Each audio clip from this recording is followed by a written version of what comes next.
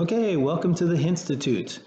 Today we're going to talk about what if I have a coil of wire. So before we had a current flowing through a single wire. This time we're going to actually have a coil of wire in which the current is going to be flowing up on one side and then come back down on the other side. And we're going to put this in some kind of magnetic field. So like I was mentioning before, the magnetic field line always points from the north toward the south. So these magnetic field lines are moving from left to right in this picture across here. So this would be our magnetic field. If I take a top view of this, what I notice is that my magnetic field is moving to the right, as I've got it pictured here. And since I have current flowing out of the paper, so you can see it right here, on the left side it's flowing up, so it's coming out, the current is toward you. And then on the right side over here, the current is away. What that does is that means that if I take that current, I, and cross it with B, I should be able to figure out the force that's acting on it. And because those are, if it's coming up, it's going to cause a force that's going to be acting in this particular direction on this side of the coil. So this side of the coil is going to feel a force in that direction. That would be my force. This side of the coil is going to feel a force in this direction. Trying to draw this in 3 dimensions. So this top view is probably the best. This is our top view. And so I could use the fact that the force, just like we saw the other day, was equal to I times LB times the sine of theta. Now in this particular case, they're not actually using theta, they're using this other Greek letter, they're using phi here, but it's the same general idea to represent what's going on. But since you actually have 2 parts of the wire feeling a force, it's actually going to feel a torque. Now, the concept of torque we haven't really talked about in a long time, but torque is usually designated with a tau, is actually is called R crossed with F. So what we've got here is, since our current and our magnetic field are actually going to be perpendicular, we don't even have to worry about this sine theta here. So we just have ILB, where L is the entire length of the wire, and then I is the current flowing, and then B is the magnetic field. But then when we get this part, this little r is how far it is from the pivot point over to where the current is actually happening. So it's this little distance here, this little W over 2. So that part is going to give us the little W over 2, but we have 2 different torques acting here.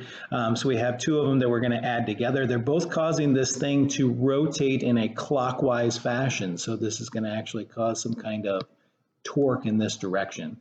So this torque equation, when I put it all together, is basically going to eventually become I times L times B. But then when I put those 2 together, then it would be times not just the L, but actually all of the area that's going to fit in here. So this L part ends up becoming the area of the loop, and then we multiply by the sine of this little angle here that it's tilted at. I'm not going to really use that equation, so we don't have to kind of simplify that. And then also, if I have more than one loop that's happening here, it's going to build it up. So the total torque would be N, which is the number of loops,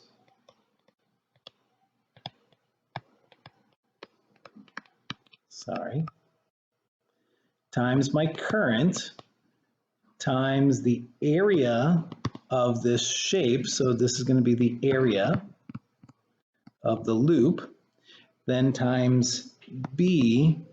And then again, we get the little sine phi here, but that's only if it's tilted at a particular angle to that. It actually is indicating that we have a cross product happening here again, and this is going to allow us to find the torque on a loop.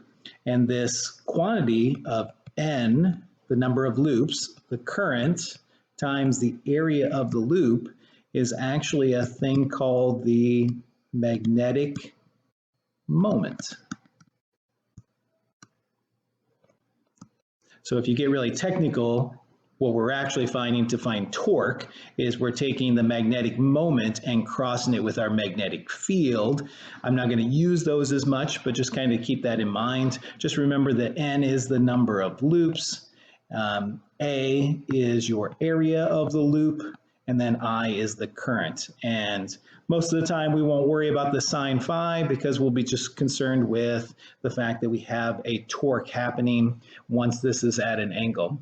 One of the other things is you need to have that current, basically the loop needs to actually be in an orientation that is actually perpendicular to our magnetic field. Otherwise, if our loop is actually parallel, so the magnetic field is flowing through it, we don't actually receive a torque happening to it. But this is the beginning of finding the torque. This is going to lead into when you have a motor, for example, and you actually have current flowing through that wire and it's in a magnetic field, it's going to cause that loop to start twisting, and that's what causes an electric motor to work. I will give you a few questions that relate to this. We'll mostly just be kind of concentrating on this and the idea of this equation up here, and see if we can kind of finish out talking about magnetic forces on moving charges in magnetic fields. Thank you very much for this edition of the Henstitute.